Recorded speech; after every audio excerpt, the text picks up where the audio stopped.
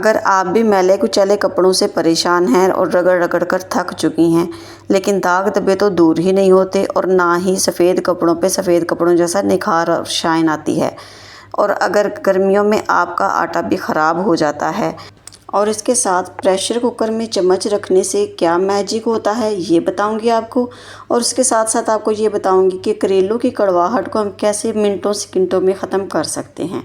इसके साथ साथ आपको ये बताऊंगी कि बच्चों के स्कूल शूज़ में या बड़ों के शूज़ में गर्मी के और पसीने की वजह से जो बदबू आती है उसका क्या हाल है। तो चलते हैं अपनी वीडियो की तरफ। बिस्मिल्लाहिर्रहमानिर्रहीम। सबसे पहली टिप मेरी ये है कि गर्मियों में जब हम आटा गूंथते हैं तो आटा बड़ी जल्दी ख़राब हो जाता है। तो उसके लिए आपको करना ये है कि आपने आटे को बर्फ़ वाले पानी के साथ गूंदना है और आटे में नमक और तेल इसलिए डालना है ताकि आपकी रोटी फूली फूली बने। और जब आप आटा गूंद लें तो आपने करना ये है कि आपने आटे के ऊपर घी लगाना है, ऑयल नहीं लगाना, आपने घी लगाना है। इससे आटा ऊपर से टाइट सख्त नहीं होता और ना ही उसकी रंगत तब्दील होती है और हमारा आटा जो है वो कई दिनों तक चल जाता है। इसके साथ चलते हैं हम अपनी नेक्स्ट टिप की तरफ। तो वो ये है कि जब दाल बॉयल करते हैं, उसमें राजमा बॉयल करें, चने बॉयल करें या इस तरह से कोई भी दाल जब हम बॉयल करते हैं इस बग़ैर नमक मिर्च डालें या मसाला डालें तो वो हमारी उबल के बाहर आती है, जिसकी वजह से चूल्हा भी गंदा हो जाता है और प्रेशर कुकर के फटने का ख़तरा भी हो जाता है। तो उसके लिए आपने करना ये है कि आपने सिर्फ उसमें एक अदद चम्मच रख देना। इस तरह से आपने उसमें चम्मच रख के नमक डाल के उसको प्रेशर को बंद कर देना। इससे आप अपनी दालें, चने और सारी चीज़ें जो ना वो आसानी से बॉयल कर लेंगे और आपको प्रेशर फटने का ख़तरा भी नहीं होगा। इसके बाद ये देखें नेक्स्ट टिप जो ये मेरी दाल जो ये बॉयल हो गई है, तो दाल को तो मैं यूज़ कर लूँगी, लेकिन जो इसका ये पानी है इसको भी मैं ज़ाया नहीं करूँगी। इसको मैं फ्रीज़र में रख दूँगी क्योंकि मेरे पास चने फ्रीज़ किए में पड़े हैं। जब भी कभी चने का मैं पुलाव बनाऊँगी तो उसमें मैं ये पानी इस्तेमाल कर लूँगी। तो चलते हैं अपनी नेक्स्ट टिप की तरफ और वो है करेले। करेलों की कड़वाहट को कैसे हम ख़त्म कर सकते हैं। तो ये एक बड़ा ही कॉमन सा क्वेश्चन है और अक्सर लोग कड़वाहट की वजह से करेले नहीं खाते। तो जिस तरह से आज आपको मैं बताऊंगी, आप यकीन करें अगर आप इस तरह से करेले बनाती हैं तो आपके बच्चे, बड़े बूढ़े सभी इसको शौक़ से खाएंगे। और इनको बनाने का और काटने का और सारा बड़ा प्रोसेस बड़ा आसान और बिल्कुल सिंपल तरीके से मैं आपको बताऊंगी। तो करना आपने ये है कि आपने करेलों का जो छिलका है ना वो नहीं उतारना बाहर से, क्योंकि इसमें भी उतनी ही अफादियत होती है जितनी कि करेले के अंदर होती है। तो आपने करेलों को सेंटर से कट कर लेना है, इस तरह से 2 पार्ट्स में उनको डिवाइड कर लेना है और किसी चम्मच की मदद से आसानी से उनको इसके अंदर घुमा के आपने इसके सारे बीज निकाल लेने हैं और इसको छिलकों समेत ही इस तरह से कट कर देना है राउंड शेप में।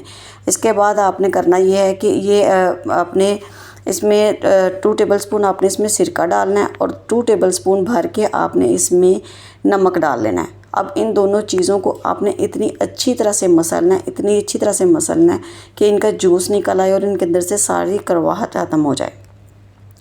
अगर आप यहाँ तक आए हैं, आपने मेरी वीडियो देखी है, आपको यकीनन मेरी वीडियो अच्छी लगी है तो आप यहाँ तक आए हैं, तो प्लीज़ आप मेरी वीडियो को लाइक करें, कमेंट करें और मेरे चैनल को सब्सक्राइब करें ताकि मैं आपके लिए इसी तरह की यूज़फुल टिप्स एंड ट्रिक्स लेके आती रहूँ, क्योंकि वीडियो बड़ी मेहनत से बनती है। तो प्लीज़ आप मुझे सपोर्ट करें, मुझे आपकी सपोर्ट की बहुत ज़रूरत है। तो देखिए इसी तरह से आपने करेलों के ऊपर थोड़ा सा पानी डाल के फिर दोबारा से इनको मसलना है और उसके बाद आपने इनको खुले पानी से अच्छी तरह से वॉश कर देना है और इनको अच्छी तरह से आपने निचोड़ लेना है। दोनों हाथों की मदद से टाइटली इनको निचोड़ देना है ताकि इनके अंदर से सारा पानी निकल जाए। तो अब आप इनको बिल्कुल लाइट आंच पे इनको अगर आप फ्राई करेंगे तो यकीन जाने इनके अंदर ज़रा सी भी कड़वाहट नहीं रहेगी। अगर तो आपको लगे कि ये करेले कड़वे हैं तो प्लीज़ आप कल मुझे मेरे वीडियो पे आके आपने कमेंट करना है कि आपके करेले कड़वे थे, मैंने ये करेले बनाए थे तो ये बिल्कुल भी कड़वे नहीं बने। अब चलते हैं अपनी नई टिप की तरफ।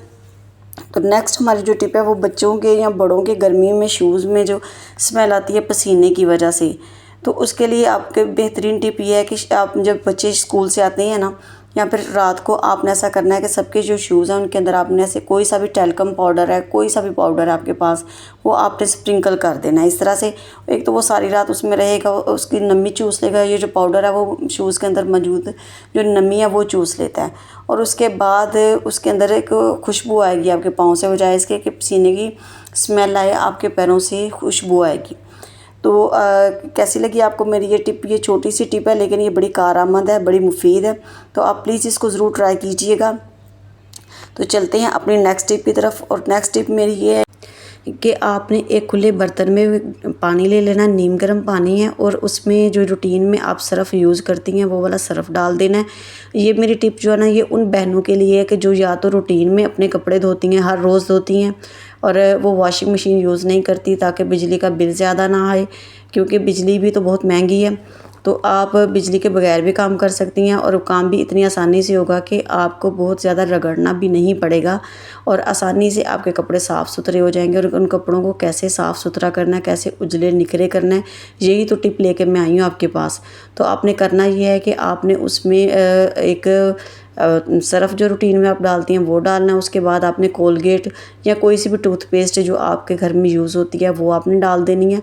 और उसके साथ आपने जो डालनी है चीज़, मैजिक जो मैजिक है इससे सारी टिप का, वो ये है कि आपने उसमें डालनी है कोई सी भी टैबलेट्स जो एक्सपायर हो चुकी हों।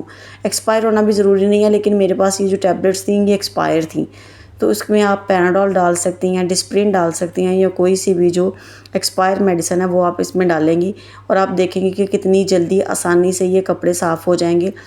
तो इसमें पहले मैंने अपनी बेटी का यूनिफॉर्म डाला था और वो इतनी आसानी से साफ़ हो गया, इतनी जल्दी साफ़ हुआ कि मुझे लगा कि शायद बच्ची है तो वो इतने कपड़े गंदे नहीं करती।